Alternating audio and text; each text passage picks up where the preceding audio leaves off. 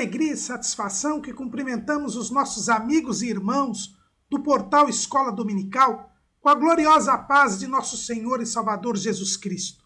Estamos dando início a mais uma pré-aula, essa ferramenta que o portal Escola Dominical deixa à disposição dos amigos e irmãos do portal Escola Dominical desde o início da semana, para que os irmãos possam melhor preparar a sua aula da Escola Bíblica Dominical. Assistam a esta pré-aula, leiam a revista, consultem os esboços que nós postamos no portal Escola Dominical, os links que nós pomos no Twitter, no Facebook e no LinkedIn do portal Escola Dominical. E no sábado à noite, às 19 horas, hora de Brasília, assista a transmissão ao vivo da nossa aula aqui na Assembleia de Deus, Ministério do Belém, aqui na sede em São Paulo, onde o irmão poderá tirar suas últimas dúvidas. E compareça no domingo pela manhã na Escola Bíblica Dominical. E assim nós estaremos crescendo na graça e no conhecimento de nosso Senhor e Salvador Jesus Cristo. Hoje nós vamos estudar a lição número 2 deste primeiro trimestre de 2014. O trimestre tem como tema uma jornada de fé, a formação do povo de Israel e sua herança espiritual. Estamos estudando o livro de Êxodo, o segundo livro da Bíblia Sagrada, o segundo livro escrito por Moisés, um dos livros da lei. E hoje nosso tema é a lição de número 2, um libertador para Israel. Nós terminamos a aula de número 1, a lição de número 1, com um quadro desalentador. Moisés havia sentido a chamada de Deus para libertar o povo. Ele tinha consciência de que Deus o escolhera para libertar Israel daquela opressão terrível que estava vivendo no Egito. Mas quando Moisés foi defender um hebreu que estava sendo maltratado, matou o egípcio que o maltratava. No dia seguinte, ao ver uma discussão entre dois hebreus, foi ser o mediador desta discussão. Foi mostrar aos hebreus que eles não poderiam brigar entre si. E como resultado disso, Moisés simplesmente foi rejeitado pelos hebreus. Os hebreus o trataram como um assassino e Moisés pôde perceber que os hebreus não o aceitavam, não o reconheciam como seu líder. Moisés perdeu o chão, como se diz. Ao mesmo tempo, chega ao conhecimento de Faraó que Moisés havia matado um egípcio. Faraó percebe que Moisés resolvera liderar o povo hebreu, povo inimigo de Faraó. E por isso, Faraó procura matar a Moisés. E Moisés é obrigado a fugir. Foge para Midian. E parece que tudo terminou. Aquele homem que Deus havia escolhido para libertar o povo, agora é apenas um fugitivo. O povo não o reconhece. E parece que tudo tinha sido em vão. Apenas parece. Na verdade, Moisés não poderia libertar o povo, instruído tão somente na ciência do Egito. Era necessário que Moisés tivesse conhecimento de toda a sabedoria egípcia, que fosse instruído em todo o conhecimento e em toda a ciência do Egito, porque este conhecimento seria necessário para que ele cumprisse a sua missão, não só de libertar o povo, mas de levá-lo à terra de Canaã. Mas Moisés não estava preparado. Esta que é a grande verdade. Moisés precisava ter uma outra escola. 40 anos havia, na primeira infância, aprendido os rudimentos da palavra de Deus, aprendido as promessas do Senhor com sua mãe e seu pai, biológicos. Depois foi formado em toda a escola do Egito.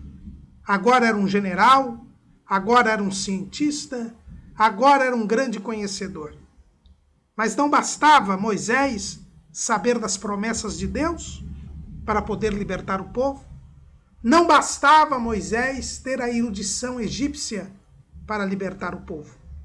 Era preciso que Moisés agora aprendesse a ser pastor.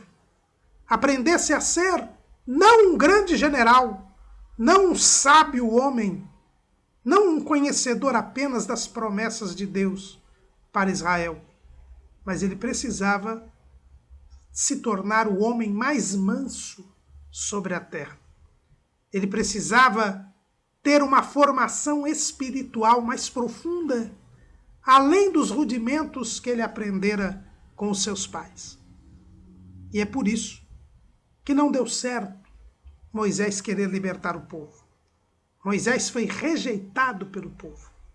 E isto já nos mostra uma tipologia. Que tipologia? É que Moisés, sendo o libertador do povo, na sua primeira vez que ele tenta libertar o povo não o reconhece. O povo não o aceita. É o que nós vemos lá em Atos capítulo 7, versículo 22. E Moisés foi instruído em toda a ciência dos egípcios, e era poderoso em suas palavras e obras. E quando completou a idade de 40 anos, veio-lhe ao coração ir visitar seus irmãos, os filhos de Israel. E vendo maltratado um deles, o defendeu, e vingou o ofendido, matando o egípcio. E ele cuidava que seus irmãos entenderiam que Deus lhes havia de dar a liberdade pela sua mão, mas eles não entenderam. Moisés foi rejeitado pelo povo. Da mesma maneira, Jesus, o Messias, aquele que Israel esperava, quando veio pela primeira vez, também não foi recebido pelos israelitas.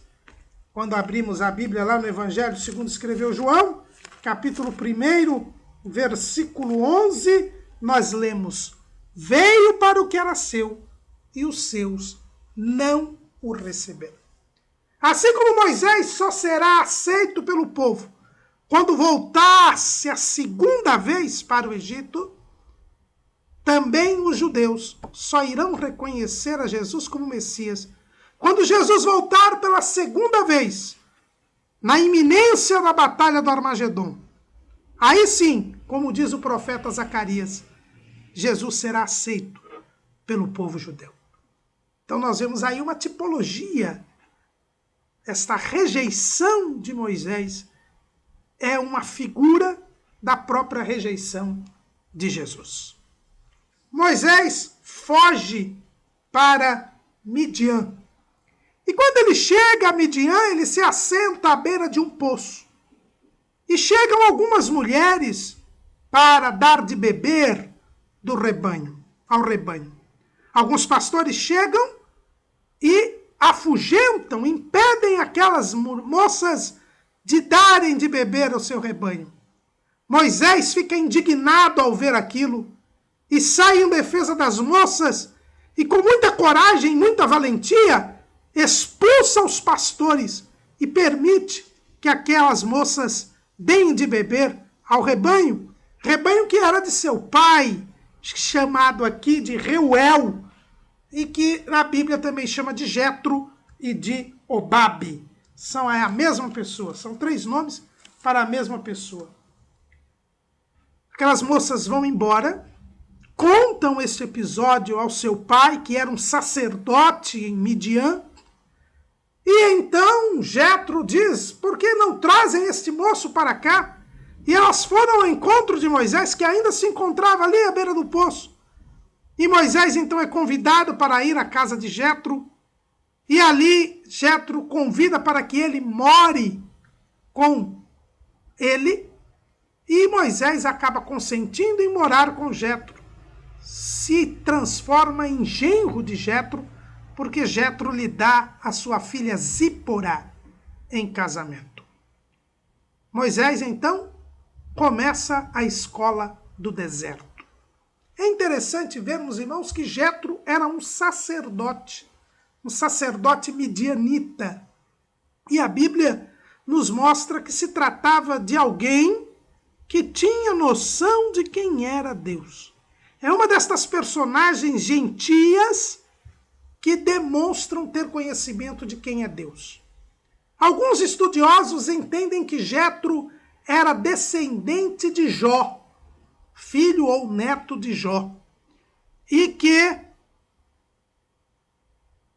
ao longo daquela convivência que Moisés vai ter com ele, é que Moisés tem conhecimento da história de Jó. Segundo a tradição judaica, o livro de Jó foi escrito por Moisés quando ele estava no deserto de Midian. É por isso que o livro de Jó seria o livro mais antigo da Bíblia. Antes mesmo do livro de Gênesis, Êxodo, Levítico, Números e Deuteronômio, que Moisés vai escrevê-lo depois da libertação do povo. Mas vai escrevê-los depois da libertação do povo, quando já estava a liderar Israel. Mas durante a sua passagem no deserto de Midian, ele teria escrito o livro de Jó, reduzindo ao escrito aquilo que Jetro sabia por ser descendente de Jó. E como Jetro não tinha conhecimento da escrita, mas Moisés, sendo formado em toda a ciência do Egito, era também um escriba, ele passou a conhecer quem era Deus, o Deus de Abraão, de Isaque e de Jacó. Era um Deus que ia além da descendência de Israel. Esta escola do deserto foi extremamente importante para Moisés. O pastor Alderi Nelson Rocha, recentemente, numa reunião de obreiros aqui na igreja do Belenzinho, em São Paulo, nos mostrou, num estudo muito feliz, que Moisés, durante os seus primeiros 40 anos, teve o que ele denomina de uma carreira vocacional. Chamado por Deus, desde o início, desde o seu nascimento, seus pais perceberam que Moisés, pela sua formosura, tinha algo de especial. E nós lembramos o que falamos na lição passada a respeito da tradição judaica trazida por Flávio Joséfo, de que Deus teria dito a Amrão que ele seria o libertador de Israel, sendo como era da 4ª geração nascida no Egito, e, portanto, a geração que seria liberta conforme a promessa que Deus deu a Abraão, lá em Gênesis capítulo 15.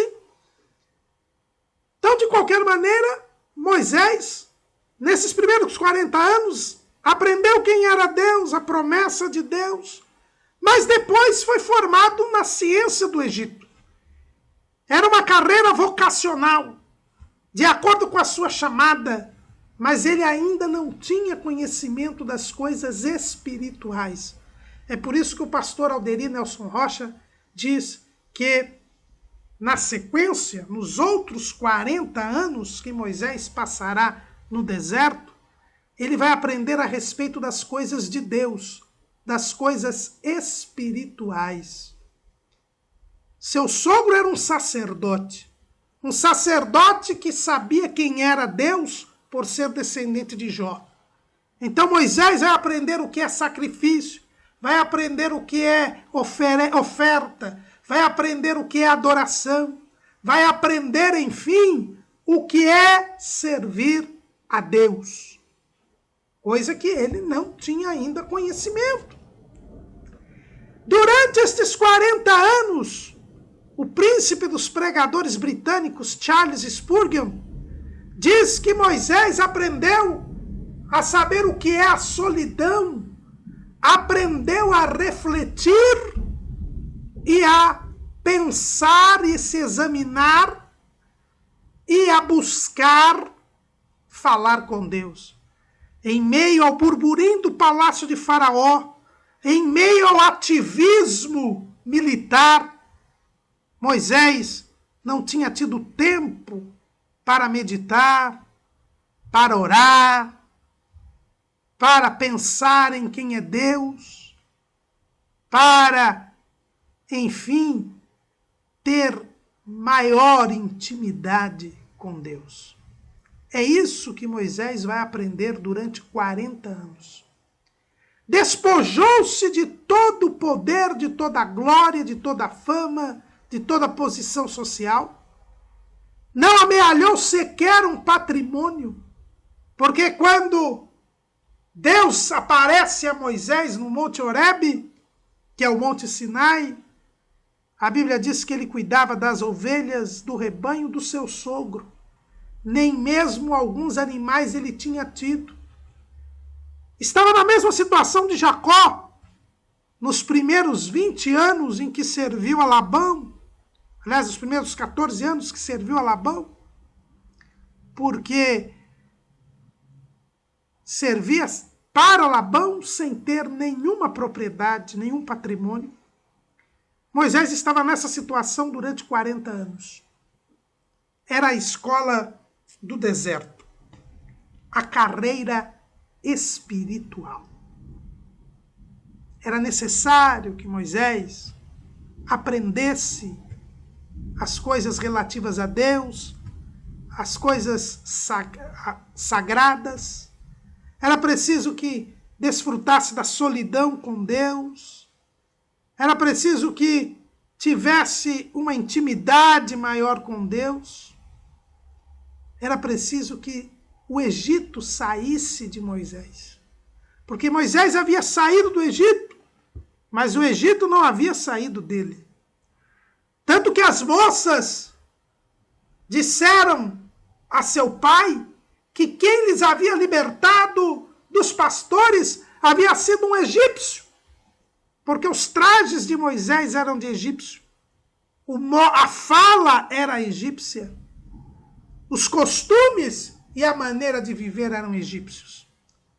Moisés havia recusado ser chamado filho da filha de Faraó, havia assumido a sua identidade hebreia, mas ainda era um egípcio. E esses 40 anos serviram para que ele deixasse de ser um egípcio. E só assim ele poderia estar preparado para liderar o seu povo. Ele precisava assumir uma identidade israelita. Mas essa identidade tinha que vir de dentro para fora. E para isto, 40 anos foram necessários para que na escola do deserto Moisés se tornasse o homem preparado por Deus para libertar o povo. Isto ainda acontece conosco. Jesus também, assim que foi ungido pelo Espírito Santo, ao ser batizado por João Batista, também ele estava necessitando de uma escola do deserto. A Bíblia diz que depois do batismo ele foi impelido pelo Espírito Santo para ir para o deserto. E isso acontece conosco também. Quando nós aceitamos a Cristo, nós também temos de passar pela escola do deserto. Nós também temos que nos desprender das coisas do mundo. O mundo tem de sair de dentro de nós, sem o que nós não estaremos preparados para toda boa obra. Paulo diz que nós temos que ser um vaso santificado e preparado, idôneo para toda boa obra. E é a escola do deserto quem nos prepara para a boa obra. É o momento da solidão, é o momento em que aprendemos a depender de Deus, é o momento em que o nosso ego é retirado e nós nos tornamos mansos e humildes de coração. Jesus diz que nós temos que aprender com Ele. O apóstolo Paulo também, lá na Epístola aos Gálatas, ele diz que também passou por um período no deserto. Lá em Gálatas, no capítulo 1, versículo 17, versículo 15 em diante, diz o seguinte: mas quando aprove a Deus, que desde o ventre da minha mãe me separou e me chamou pela sua graça, revelar seu Filho em mim, para que o pregasse entre os gentios, não consultei a carne nem o sangue, nem tornei a Jerusalém a ter com os que já antes de mim eram apóstolos, mas parti para a Arábia e voltei outra vez a Damasco. Paulo também foi para a Arábia, para o deserto da Arábia. Também ele teve um momento, um instante, em que teve solitariamente uma intimidade com Deus. Irmãos, na hora do deserto, saibamos que ele é necessário para que nós cresçamos espiritualmente, para que nós sejamos idôneos e preparados para toda a boa obra. Mas não era só Moisés que tinha de ser preparado. O povo de Israel também teve de ser preparado. Quando Moisés quis libertar o povo não o reconheceu como líder. O povo não o aceitou. Pelo contrário, aqueles varões acusaram Moisés de ser um assassino por ter matado aquele egípcio que maltratava o povo. Israel, irmãos, estava conformado com a opressão. Israel estava conformado com a escravidão. Sofria grandemente, mas nem pedia a Deus para se livrar daquela situação. O povo estava apático. O povo estava tão envolvido com as coisas do Egito que mesmo quando os privilégios se tornaram em opressão, o povo simplesmente não se manifestou, não se insurgiu, não se indignou. O povo de Israel estava conformado com o mundo. E não era este o objetivo da opressão. Nós vimos na lição passada, conforme ensina o pai da igreja, João Crisóstomo, que Deus permitiu a opressão para que o povo desejasse sair do Egito. Mas apesar de todo o sofrimento e de toda a aflição, Moisés se indignou ao ver um maltrato, que não era nem com ele, mas com um irmão seu. Mas os israelitas estavam como que anestesiados. Estavam apáticos, conformados com o mundo. E o crente não pode se conformar com este mundo. O povo de Deus, a igreja, não pode se conformar com este mundo.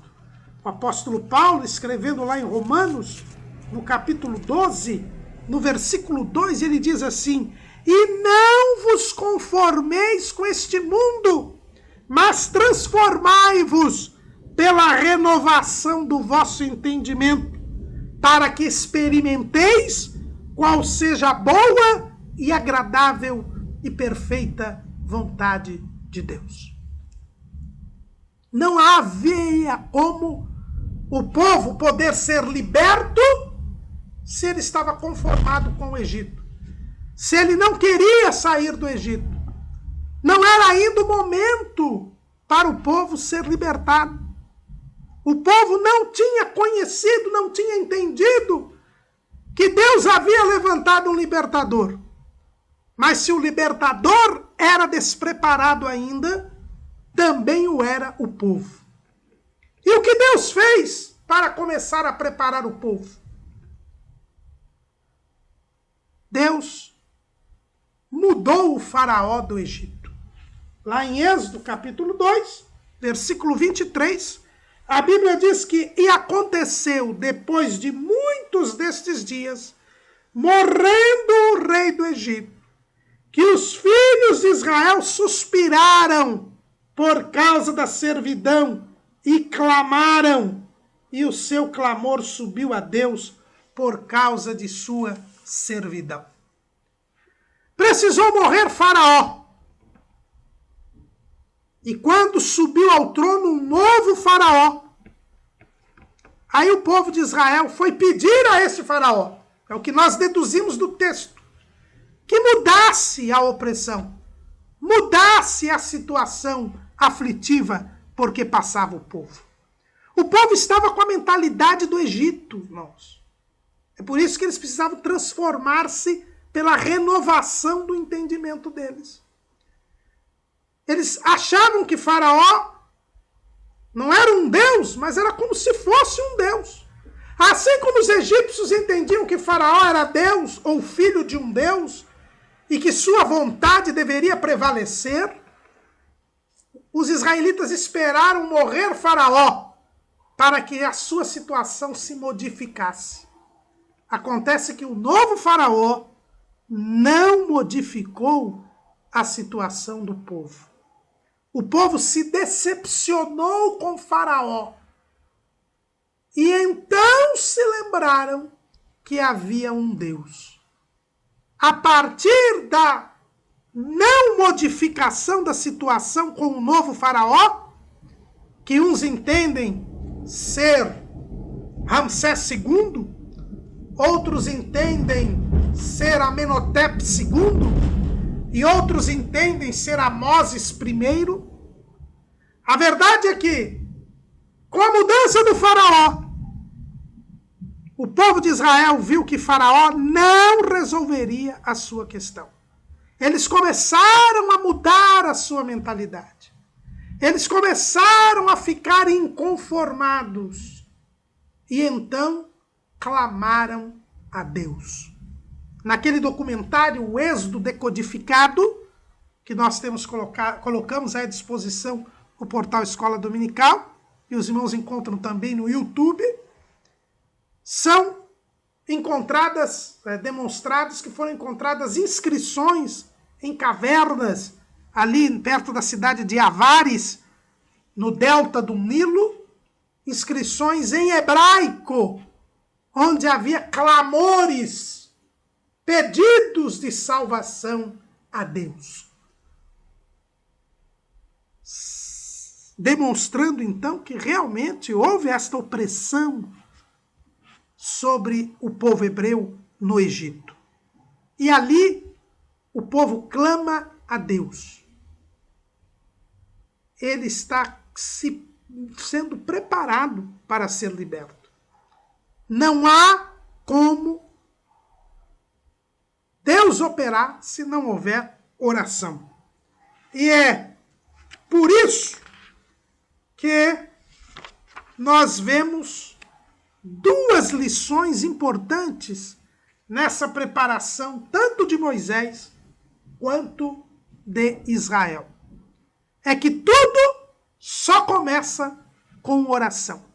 É por isso que existe um provérbio dos crentes chineses, os chineses que gostam muito de provérbios, os crentes chineses têm um provérbio que diz: muita oração, muito poder.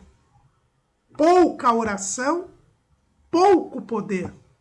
Nenhuma oração, nenhum poder. O profeta Jeremias nos dá uma grande lição.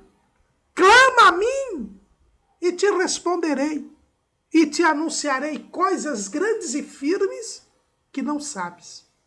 Sem oração, irmãos, nós não podemos vencer. Deus conhece a nossa necessidade. Deus já está trabalhando em nosso favor. Deus já estava trabalhando pela libertação de Israel, pela formação de Israel. Mas havia necessidade de o povo clamar a Ele para demonstrar a sua fé nele. Israel começa a se preparar orando.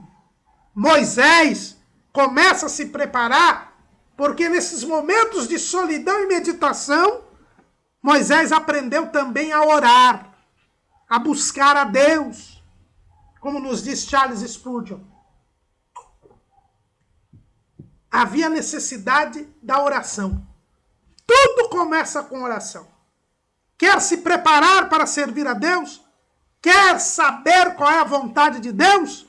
Comece pela oração. É assim que Moisés e Israel começaram a sua preparação para ser libertos, para ter cumpridas as promessas de Deus nas suas vidas. E segunda lição, é que nós temos que recorrer a Deus para vencermos neste mundo. Enquanto Moisés quis vencer confiando no seu próprio braço, ele fracassou. Enquanto Israel quis vencer confiando em Faraó, ele fracassou. Mas a partir do momento que ambos passaram a recorrer a Deus, a depender de Deus, começou a se descortinar a vitória que o Senhor lhes iria dar. É por isso que Jesus diz: no mundo tereis aflições, mas tende bom ânimo, eu venci o mundo. E Jesus diz nestas mesmas últimas instruções que ele termina com esta frase. Mas um pouco antes ele havia dito: sem mim nada podeis fazer. É absolutamente necessário que nós recorramos a Deus, aprendamos a depender de Deus. E é aí que nós nos tornamos mansos e humildes de coração. Nós só seremos mansos e humildes de coração quando aprendermos que precisamos depender de Deus. Esses 40 anos que Moisés passou no deserto foi um período de preparação espiritual, tanto para Moisés quanto para Israel. Completam-se estes 40 anos. E como Moisés fazia sempre, levou o rebanho de seu sogro até o Monte Sinai. Diz esse documentário de Simcha Jacobovich que o único lugar ali que os midianitas podiam fazer era um lugar chamado Timna. E era costumeiro os midianitas levarem o rebanho para este lugar. E quando Moisés está no Monte Horebe, ele tem uma visão. Capítulo 3 de Êxodo começa dizendo: e apacentava Moisés o rebanho de Jetro, seu sogro, sacerdote em Midian. E levou o rebanho atrás do deserto, e veio ao monte de Deus, a Horebe, que é o monte Sinai. E apareceu-lhe o anjo do Senhor em uma chama de fogo, do meio de uma sarça. E olhou, e eis que a sarça ardia no fogo, e a sarça não se consumia. E Moisés disse: agora me virarei para lá, e verei esta grande visão, porque a sarça se não queima. Inclusive o nome Monte Sinai vem de Sené, que quer dizer sarça. É o monte da sarça. Deus se moveu pela oração do povo. É o que diz no final do capítulo 2 de Êxodo. Que Deus ouviu o gemido do povo. Se lembrou do concerto que havia feito com Abraão, Isaque e Jacó. E o Senhor então se manifesta a Moisés. Moisés já estava preparado na escola do deserto. E apacentava o rebanho do seu sogro. Moisés tinha aprendido a ser pastor, a cuidar das ovelhas, a este animal que é dócil, que é humilde, que tem que ser tratado com carinho, com muito cuidado. Moisés havia aprendido a lidar com ovelhas e tinha aprendido a ser sensível.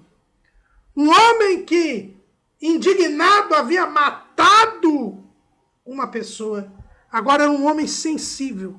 Como é que nós sabemos que ele é sensível? Só porque ele cuidava de ovelhas? Não. É porque ele viu que a sarça ardia e não se consumia. Ó, irmãos, a sarça é um pequeno arbusto espinhoso, insignificante. Mas Moisés agora era um outro homem. Ele percebia e notava as mínimas coisas. E ele viu que aquela sarça ardia, mas não se consumia. E ele achou aquilo interessante. E ele disse, agora eu me virarei para lá, para ver esta grande visão. Embora o arbusto fosse pequeno, fosse insignificante, Moisés pôde perceber que naquela insignificância havia uma grande visão.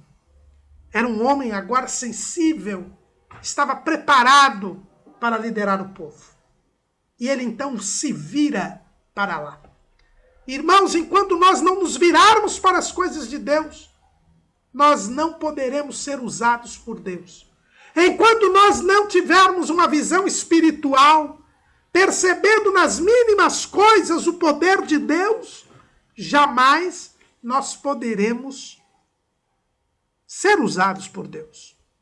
É preciso que nós nos viremos para as coisas de Deus. Nós que servimos a Deus, temos que pensar nas coisas que são de cima e não nas coisas que são da terra. Temos que dar o devido valor às coisas que têm valor, ainda que aparentemente sejam insignificantes. Preocupamos-nos muito nesses dias, ao vermos os crentes, os que se dizem crentes, desprezarem as coisas celestes, desprezarem as coisas espirituais, não darem nenhum valor à oração, ao jejum, à frequência aos cultos, à busca das bênçãos espirituais, à oração, à meditação nas Escrituras, e estarem envolvidos com outras coisas aparentemente grandiosas, que trazem dinheiro, fama, posição, esquecidos de que nós temos que nos virar para aquilo que aparentemente é insignificante, mas que na realidade é algo grande, porque Deus está presente nestas coisas. Foi isto que fez Moisés. Agostinho, ao analisar esta questão da sarça que ardia e não se consumia, num sermão, num trecho do sermão que nós colocamos em nosso esboço, ele mostra ali duas coisas importantes. Em primeiro lugar, a presença do fogo, que diz ele, é um bom sinal. Deus está sempre no meio do fogo. Mas havia um mau sinal. Era o sinal de que a sarça ardia, mas não se consumia. Segundo Agostinho, isto era uma demonstração da resistência, era uma figura, um tipo da resistência que Israel teria com Deus, com o Messias. Deus iria se manifestar no meio do povo. É a sarça que ardia. Jesus viria, mas a sarça não se consumiria. Haveria resistência. O fogo não teria efeito. Israel iria rejeitar o Messias. E Agostinho diz que muito diferente aconteceu no dia de Pentecostes, onde o fogo também desceu, mas o fogo consumiu toda a impureza do mal. E os discípulos puderam então começar a pregar o Evangelho. Não houve resistência ao fogo do Espírito Santo no dia de Pentecostes. Como é que nós estamos, meus irmãos? Deus tem se manifestado. Nós agimos como Israel, não nos deixando consumir pelo fogo de Deus? Ou agimos como a igreja, como os apóstolos, como os discípulos, que se deixaram consumir pelo fogo de Deus e começaram a grande obra do Senhor? É algo para meditarmos em cima desta alegoria feita por Agostinho. Quando Moisés se vira e se aproxima desta sarça, o Senhor bradou do meio da sarça: Moisés, Moisés. E ele disse, eis-me aqui. Deus chamou Moisés pelo nome. Deus sempre nos chama pelo nome. Ele conhece o nome de cada um de nós. Ele sabe quem somos nós. Ele nos conhece. E quer apenas que nós nos coloquemos à sua disposição. O fato de Deus ter chamado Moisés não significou que Moisés foi obrigado a atender a Deus. Moisés respondeu, eis-me aqui. Deus atua, Deus quer atuar, Deus quer salvar, mas é preciso que o homem se coloque à disposição de Deus. Deus não nos trata como robôs. Deus não nos oprime. Deus não nos obriga. Faraó estava oprimindo o povo. Faraó obrigava o povo a construir tijolos, a produzir tijolos, a construir cidades. Faraó obrigava o povo a trabalhar no campo. Mas Deus chama o homem e espera a sua resposta. Deus só atuará se o homem permitir. Deus criou o homem com livre-arbítrio. Moisés foi chamado e atendeu a chamada. E ao atender a chamada, Deus disse, não te chegues para cá. Tira os teus sapatos de teus pés, porque o lugar em que tu estás é terra santa. Deus chama o homem, espera que o homem aceite o seu chamado, mas exige do homem a santidade. Moisés precisava tirar os sapatos dos seus pés. Como diz Charles Spurgeon, Moisés precisava agir como age o servo diante do seu senhor no Oriente. Moisés tinha que saber de pronto que Deus era o Senhor. Por isso precisava tirar os sapatos dos seus pés. Precisava chegar a Deus com reverência e em santidade. É assim que nós temos de nos apresentar diante do Senhor. O escritor aos Hebreus, no capítulo de número 10, ele nos ensina isso. Tendo, pois, versículo 19, tendo, pois, irmãos, ousadia para entrar no santuário, pelo sangue de Jesus, pelo novo e vivo caminho que ele nos consagrou, pelo véu, isto é, pela sua carne. E tendo um grande sacerdote sobre a casa de Deus, cheguemo-nos com verdadeiro coração, em inteira certeza de fé, tendo os corações purificados da má consciência e o corpo lavado com água limpa. Para nos chegarmos diante de Deus, precisamos estar em reverência e em santidade.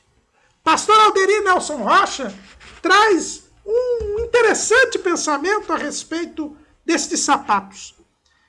Como nós dissemos, era preciso que o Egito saísse de Moisés. Quem sabe estes sapatos fossem a última coisa do Egito que Moisés estava usando. Que havia passado despercebido por Jetro, por Zípora, mas que por Deus, para Deus, não passou despercebido. Nada do Egito poderia estar em Moisés no momento em que ele se chegou a Deus. Irmãos, cheguemo-nos diante do Senhor em inteira certeza de fé, com os corações purificados da má consciência, com os corpos lavados com água limpa, ou seja, lavados pela palavra. É por isso que Jesus disse a Nicodemos que só vai entrar no reino de Deus quem nascer da água e do Espírito. Quem for lavado pela palavra, regenerado pela palavra, quem se separar do pecado, quem estiver em pureza de coração. Aliás, também aqui nós vemos que Moisés só pôde ver aquela visão porque ele estava com o seu coração purificado. Jesus diz, bem-aventurados os puros de coração, porque eles verão a Deus. Precisamos purificar os nossos corações. Precisamos nos santificar, porque sem a santificação, ninguém verá o Senhor. Então aqui, logo de pronto, nós temos lições importantes nesta visão que teve Moisés. A primeira é que o líder deve ser chamado por Deus. A segunda é que Deus chama, mas mantém a liberdade para o homem atender ou não ao seu chamado. E que não é possível comunhão com Deus, nem serviço para Deus, sem a santidade, sem a santificação. Quando Moisés tira os sapatos, vai reverentemente à presença de Deus, em santidade, o Senhor se apresenta para ele. Eu sou o Deus de teu pai, o Deus de Abraão, de Isaque e de Jacó. E Moisés encobriu o seu rosto, porque temeu olhar para Deus. Moisés estava em reverência. Moisés reconheceu que era servo e Deus era o Senhor. E é interessante como Deus se apresenta para Moisés. Ele diz, eu sou o Deus de teu pai. Deus resgata toda a formação que Moisés teve na sua primeira infância. Irmãos, é absolutamente necessário que os nossos filhos entendam que Deus é o Deus do seu pai. Será que eles têm visto na nossa vida o testemunho de que Deus é o nosso Deus? Quantos crentes que não dão testemunho e que hoje têm seus filhos nas drogas, no crime, na perdição, na prostituição. Por quê? Porque eles nunca reconheceram Deus como Deus dos seus pais.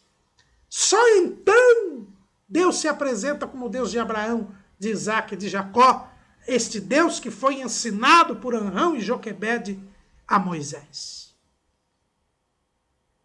E Deus vai direto ao assunto.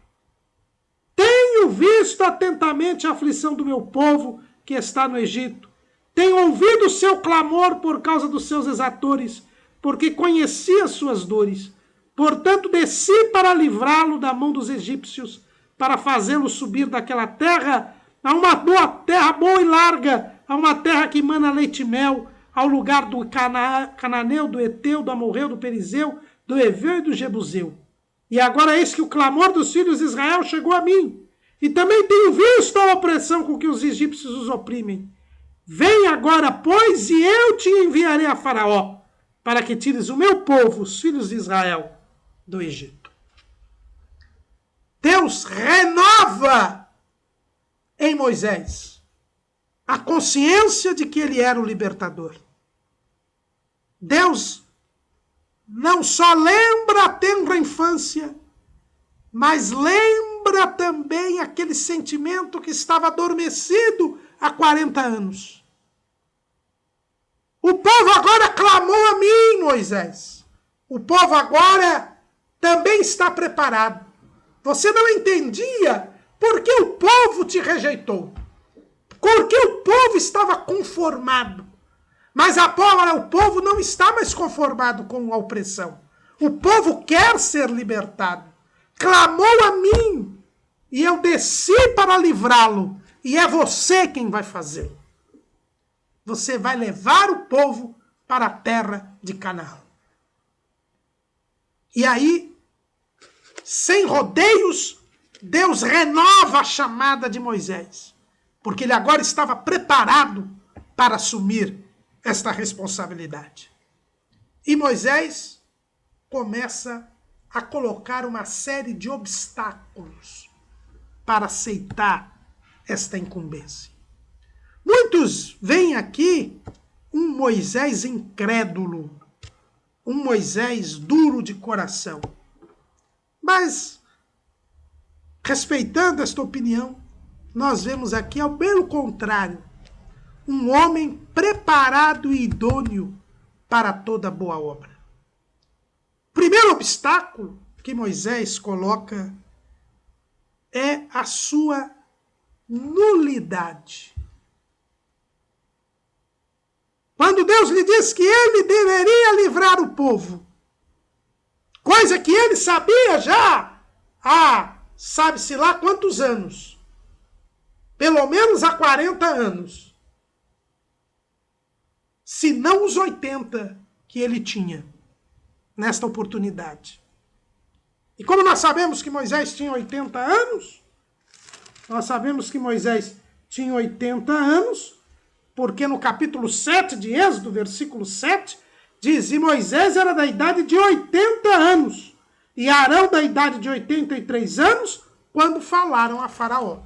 Então Moisés tinha agora 80 anos, tinha terminado a segunda fase da sua vida, porque Moisés teve uma vida com 3 fases, 40 anos no Egito, 40 anos no deserto, e 40 anos com o povo no deserto. Os 40 anos no deserto de Midian, sozinho, apacentando as ovelhas de seu sogro, e depois os outros 40 anos com o povo no deserto, indo para Canaã. Moisés diz, quem sou eu que vá a Faraó e tire do Egito os filhos de Israel? Ele admite que não é ninguém, que não é nada. Ou, como diz o profeta Isaías, lá no capítulo 40, versículo 17. Todas as nações são como nada perante ele. Ele considera-as menos do que nada e como uma coisa vã. Moisés não estava sendo duro de coração. Moisés agora era manso e humilde de coração. O Moisés orgulhoso, soberbo, cheio de si, que achava que podia libertar com o seu braço o povo de Israel no Egito, tinha morrido. Aquele Moisés, tão cheio de si, que matou o egípcio e que queria ser árbitro dos hebreus, agora era alguém que dizia, quem sou eu? Eu sou menos do que nada. Ele tinha aprendido a ser manso e humilde de coração. É este o sentimento que deve ter o verdadeiro servo de Deus. No Salmo 40, versículo 17, Davi mostra que um homem segundo o coração de Deus tem esse sentimento. Davi era um homem segundo o coração de Deus. E olha o que ele disse. Eu sou pobre e necessitado, mas o Senhor cuida de mim. Tu és o meu auxílio e o meu libertador. Não te detenhas, ó meu Deus. Por isso que Jesus disse que a primeira característica do seu discípulo é ser pobre de espírito. Bem-aventurados os pobres de espírito, porque deles é o reino dos céus. Está lá em Mateus capítulo 5, versículo 3. Ser pobre de espírito é reconhecer que você é pobre e necessitado, que você depende de Deus, que você não pode coisa alguma, que você é menos do que nada. Se nós não nos acharmos assim, jamais poderemos servir a Deus. Moisés, ele teve esta noção. Ele entendeu que ele era menos do que nada. E foi franco para com Deus. Eu não posso libertar o povo. Quem sou eu para fazer isso? Não era incredulidade. Não era dureza de coração. Era o perfil de alguém que tinha aprendido as coisas espirituais e que sabia que sem Deus nós somos menos do que nada. Tanto é que Deus não repreendeu Moisés. Apenas respondeu dizendo, certamente eu serei contigo, e isto te será por sinal de que eu te enviei. Quando houveres tirado este povo do Egito, servireis a Deus neste monte. A primeira resposta A primeira objeção levantada por Moisés foi: o Senhor disse, eu sei que você é menos do que nada, mas eu serei contigo. E quem está com Deus sempre está com a maioria. E quem está com Deus pode saltar muralhas, como diz o salmista. O importante é estarmos com Deus. O crente, ele é pobre de espírito. Ele sabe que é menos do que nada. Mas ele continua indo para o céu, porque Jesus disse, eis que eu estarei convosco todos os dias, até a consumação dos séculos. A nossa garantia é a companhia de Jesus, que está em nós e está conosco. É por isso que nós podemos vencer. É por isso que nós somos mais do que vencedores por aquele que nos amou. E se Deus é por nós, quem será contra nós? Disse o apóstolo Paulo. O primeiro obstáculo que Moisés levantou foi a sua nulidade. E a resposta que Deus lhe deu foi a garantia da sua companhia. Mas Moisés, então, levanta um segundo obstáculo. Eis que quando vier aos filhos de Israel e lhe disser, o Deus de vossos pais me enviou a vós, e eles me disserem, qual é o seu nome? Que lhes direi? Moisés quis saber quem era Deus, qual era o nome de Deus. Deus nunca havia se manifestado pelo seu nome. Quem é este Deus? Moisés tinha conhecido todos os deuses do Egito. E ele queria saber quem era este Deus de Abraão, de Isaac e de Jacó. Moisés queria conhecer Deus, ter intimidade com Deus, conhecer Deus pelo nome. É isso que significa. E diante deste obstáculo, eu não tenho como te identificar. Eu não te conheço. Deus se dá a conhecer para Moisés. E disse Deus a Moisés, eu sou o que sou. Disse mais, assim dirás aos filhos de Israel, eu sou, me enviou a vós.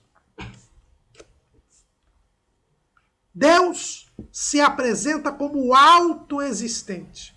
Eu sou o que sou. Yod-Ei, Vav-Ei. Da onde vem o tetragrama, Yahvé, o nome impronunciável de Deus.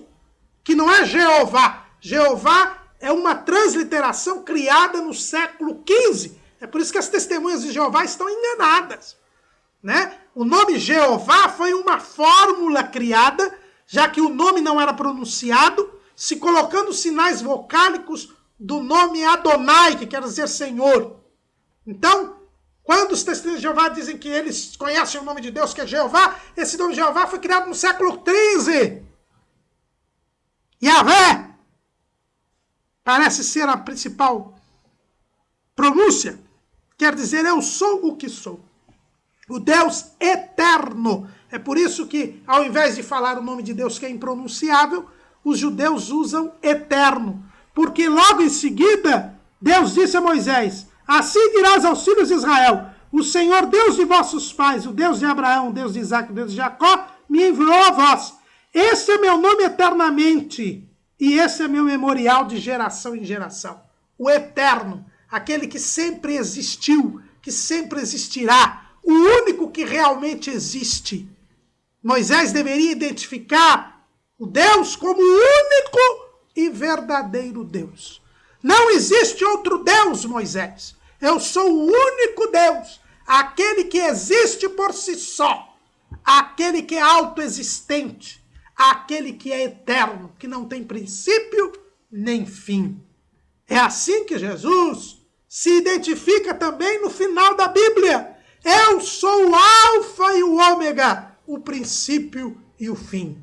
Nós temos que saber que o nosso Deus é a verdade, é a autoexistência. É Ele quem existe, é Ele quem é eterno, é Ele quem tem o controle de todas as coisas.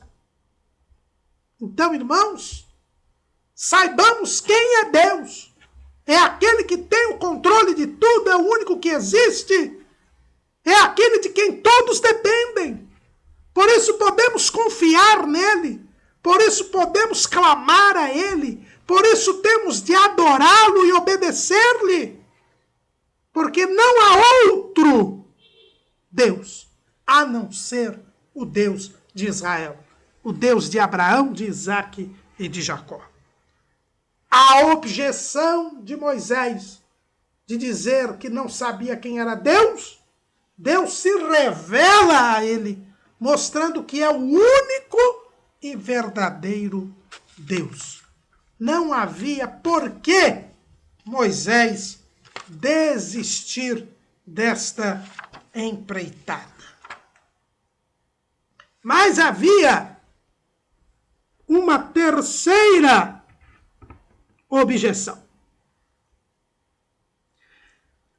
Antes da terceira objeção, é bom dizer que quando Deus mostrou que só Ele existe, que Ele é eterno, Ele, demonstrando que Ele tinha pleno controle de tudo e que Ele é eterno, Deus revela a Moisés o que iria acontecer.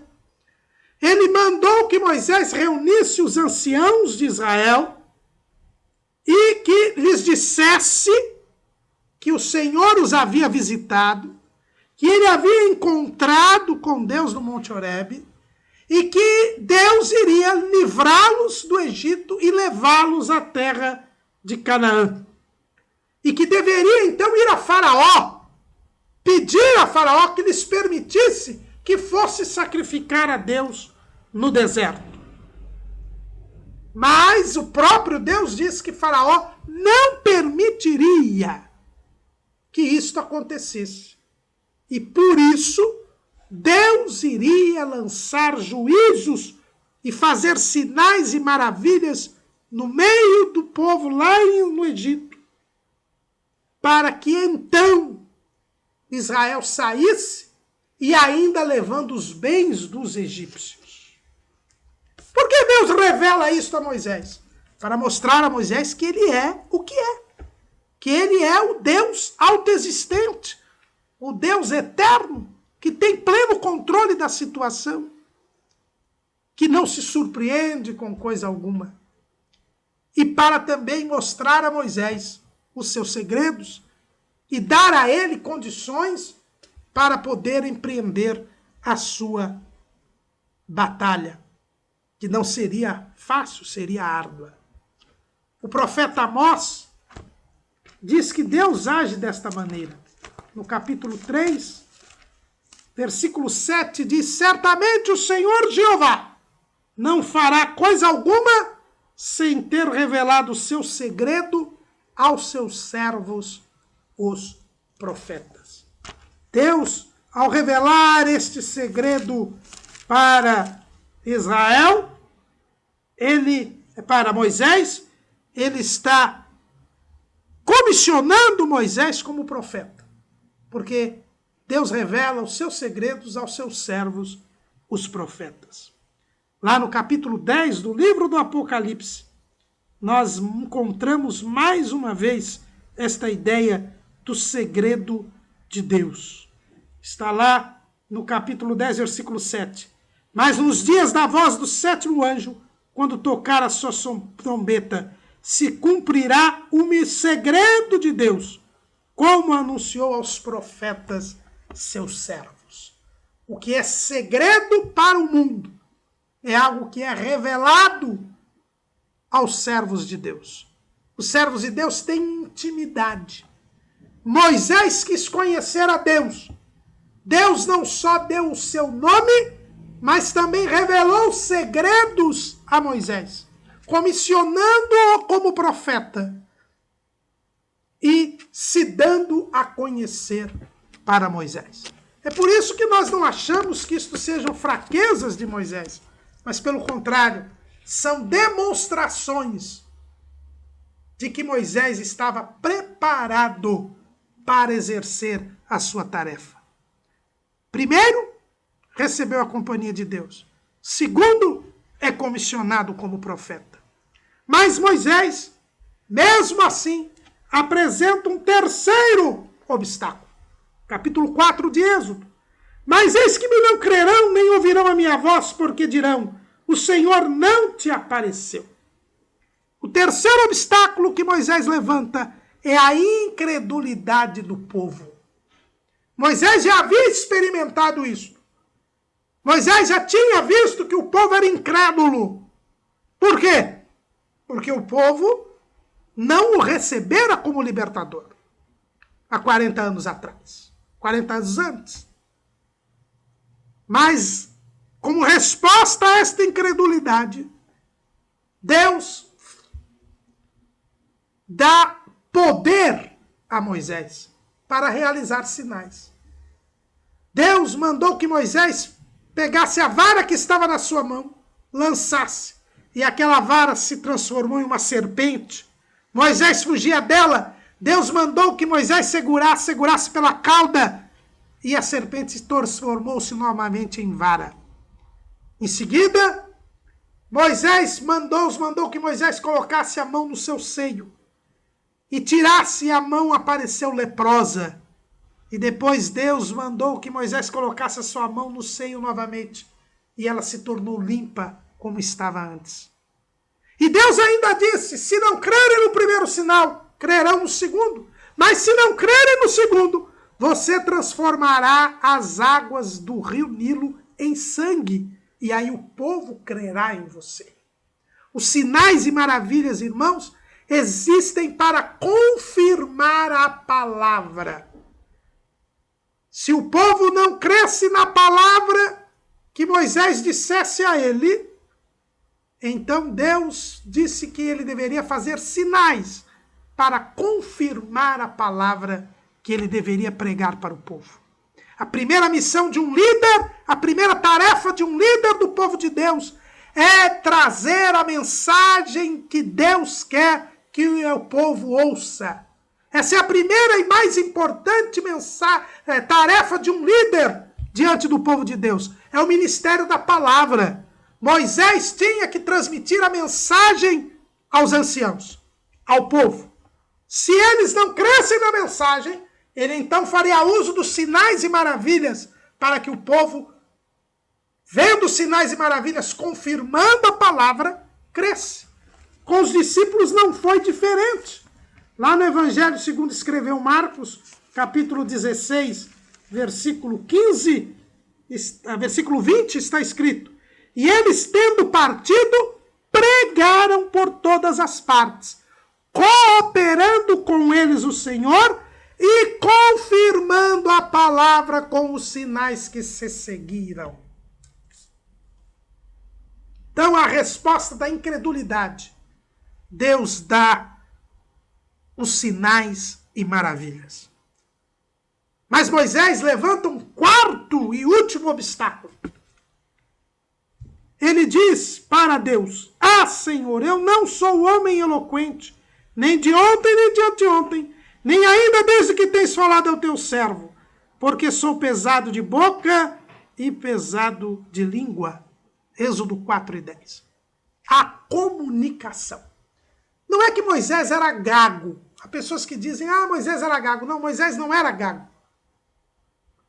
É que depois de 40 anos no deserto, Moisés já não falava nem direito o hebraico, nem o egípcio. Ele estava agora em Midian, ele falava midianita. Moisés havia perdido toda aquela etiqueta do palácio, todos os modos dos egípcios. Agora era um simples pastor. Ele disse, eu não tenho perfil, eu não tenho como me comunicar com o povo. Eu não tenho toda aquela... Eu nunca fui eloquente, nunca soube falar bem. Prova disso é que ele não conseguiu convencer aqueles hebreus quando tentou intermediar a discussão entre eles. Eu não tenho como me comunicar. Aí sim, Deus se irou. Acho que só neste instante é que realmente Moisés demonstrou alguma fraqueza. Deus então disse: quem fez a boca do homem? Ou quem fez o mudo ou o surdo ou o que vê o cego? Não sou eu, o Senhor? Vai, pois, agora, e eu serei com a tua boca e te ensinarei o que has de falar.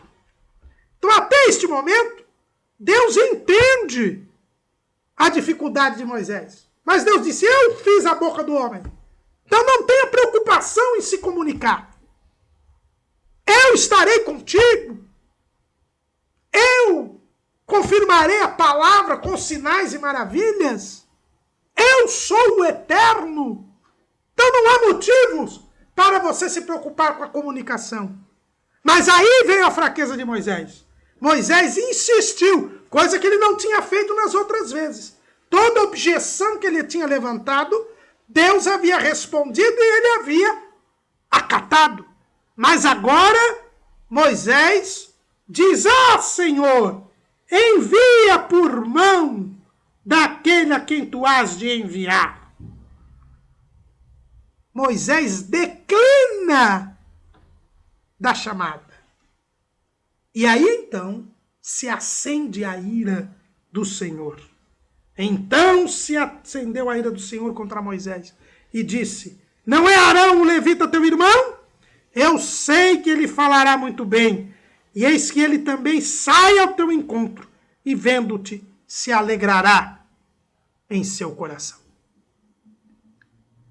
Os rabinos interpretam essa expressão, envia por mão daquele a quem tu has de enviar, como se Moisés estivesse declinando em favor do seu irmão Arão, que era o irmão mais velho. Moisés disse: não, quem tem que fazer isso é meu irmão mais velho. Aí Deus se acende a ira e diz: não, Arão, você quer que Arão seja usado? Ele será usado, mas ele será usado como seu auxiliar, porque eu tenho te chamado. Ele fala bem, ele é eloquente, mas então ele vai ser o teu profeta. Será, para você, será como Deus, e ele será como um profeta. Ele será seu auxiliar. Ele é o primogênito, mas ele vai ser seu auxiliar. Quem escolhe sou eu. Eu sou o que sou. Eu sou o Senhor. Eu não admito que me digam o que eu deva fazer. Irmãos, quantos crentes precisam aprender esta lição? Quantos crentes que na sua oração estão dizendo como Deus deve fazer, o que Deus deve fazer, quando Deus deve fazer. E isto só acende a ira do Senhor. Diante da manifestação da ira de Deus, Moisés cede. Toma a vara e vai falar com seu sogro Jetro para ir para o Egito. E Jetro não opõe nenhuma resistência. E Moisés então pega sua mulher Zípora, seus 2 filhos, Gerson e Eliezer, pega um jumento e vai em direção ao Egito. É interessante este jumento que Moisés pega. Não é? Tomou, pois, Moisés sua mulher e seus filhos e os levou sobre um jumento e tornou à terra do Egito. E Moisés tomou a vara de Deus na sua mão. Aquela vara que ele estava na mão já não era mais dele, era a vara de Deus. Era o símbolo da autoridade que Deus lhe havia dado. E o jumento que ele abordou e colocou sua família e começou a ir. Prova de que ele não tinha nenhum patrimônio em Midian. Esse jumento é o símbolo da obediência, da submissão. Abraão também pegou um jumento para levar o seu filho Isaque para o sacrifício.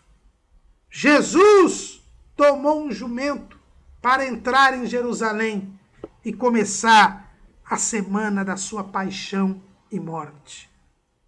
O jumento simboliza a humildade, a submissão. Moisés havia cedido e se rendido a Deus.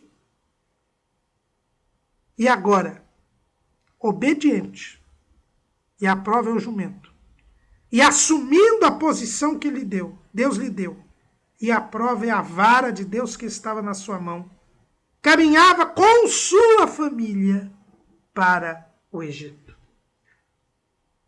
No caminho, porém, ocorre quase que uma tragédia.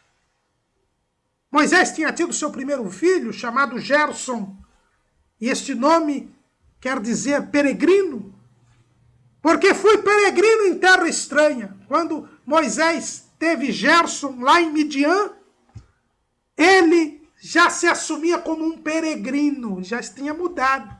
Ele já não se considerava mais um libertador, mas ele se considerava um peregrino em terra estranha.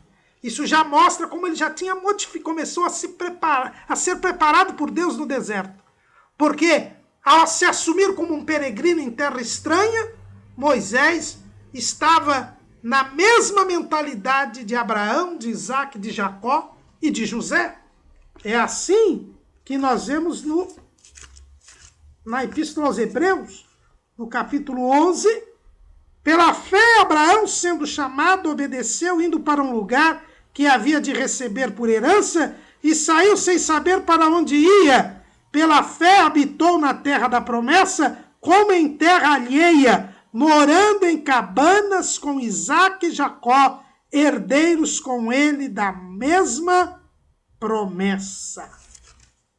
E no versículo 13, todos estes morreram na fé, sem terem recebido as promessas, mas vendo-as de longe, crendo-as e abraçando-as, confessaram que eram estrangeiros e peregrinos na terra.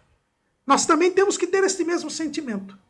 Eu gosto muito daquele hino da harpa cristã que diz: sou peregrino na terra e longe estou do meu lar. É este o sentimento que nós temos de ter. É esta a mentalidade que nós temos de ter neste mundo. Quando Moisés tem seu filho Gerson, ele está com esta mentalidade. E ele então dá o nome do seu filho de Gerson. E pelo jeito circuncidou o menino, como devia fazer todo israelita. Mas esse segundo filho, Eliezer, que os rabinos entendem que ainda era um bebê, que estava indo para o Egito, não era circuncidado. E no caminho, Deus quis. Primeiro, Deus orienta Moisés. Deus, no caminho, vai mostrando a Moisés que ele haveria de endurecer o coração de Faraó antes que o povo saísse. E que, inclusive, o primogênito de Faraó morreria antes que Israel pudesse sair. Deus continuava revelando os seus segredos a Moisés, preparando Moisés para a obra que ele haveria de fazer.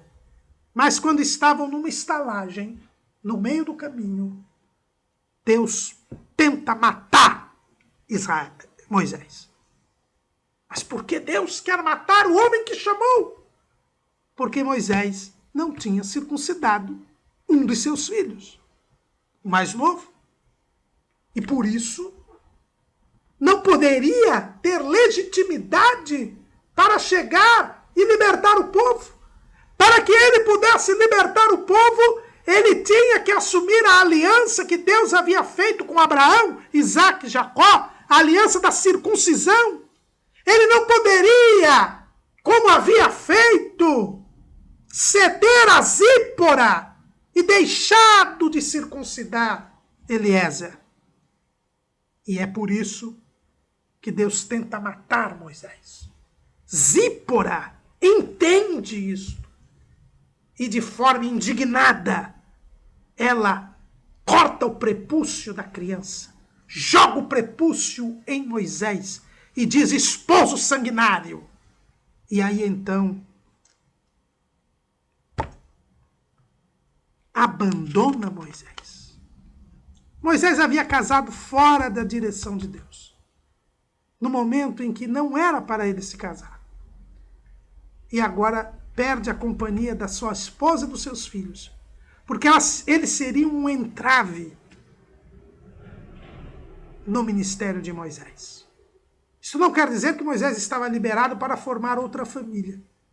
Veremos mais adiante que Zípora é levada de volta com seus filhos por Jetro a Moisés.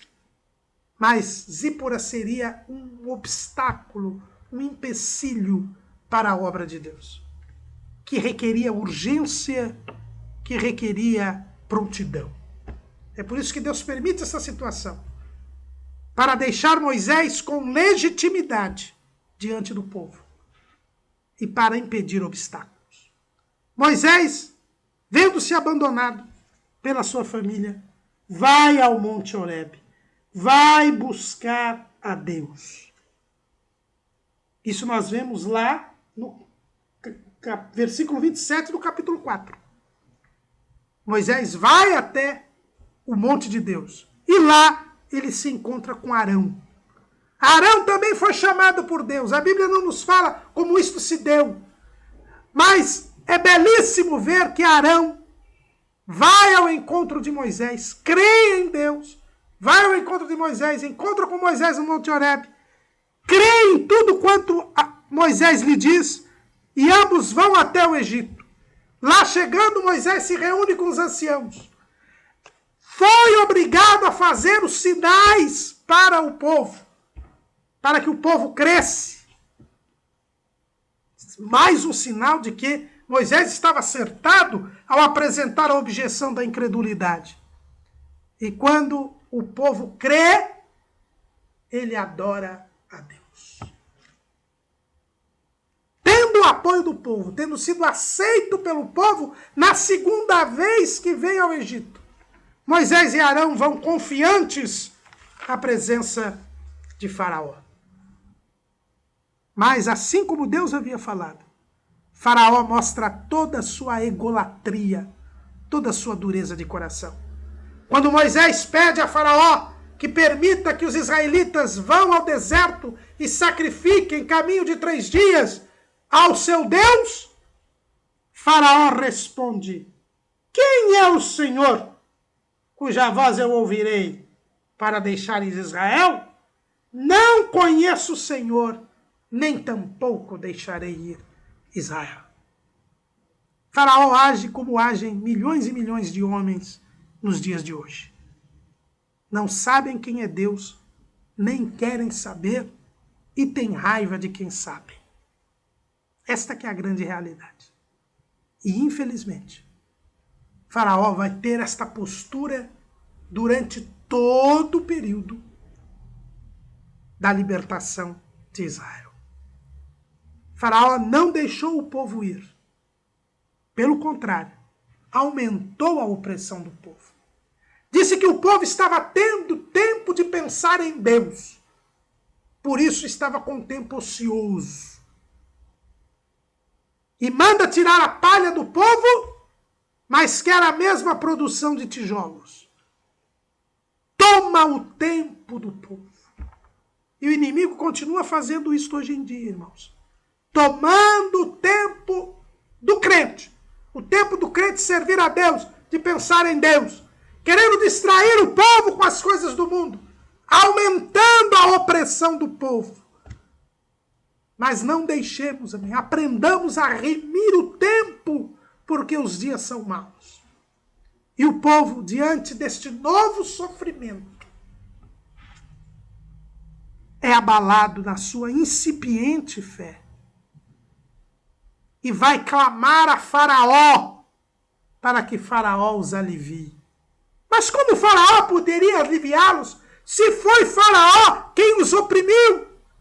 Eles tinham clamado a Deus, Deus tinha mandado o libertador, mostrado o seu poder.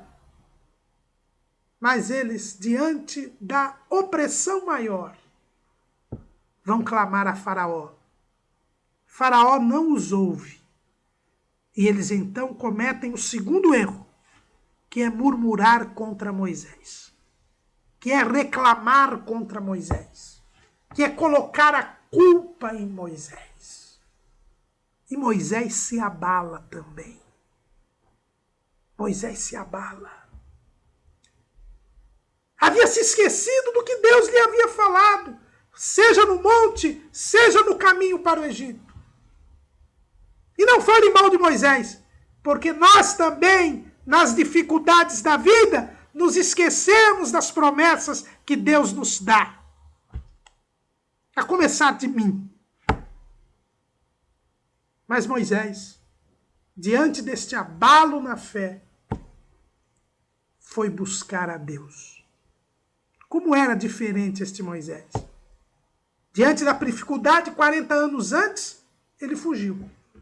Agora, ele busca a Deus. E Deus não irá desampará-lo. O povo havia crido e adorado a Deus. Mas sua fé era fraca, facilmente abalável. O próprio Moisés havia crido e ido ao Egito, mas também sua fé ainda era frágil, facilmente abalável. Era preciso que Deus mostrasse sua mão forte para fortificar a fé de Israel, a fé de Moisés, para que eles pudessem sair do Egito.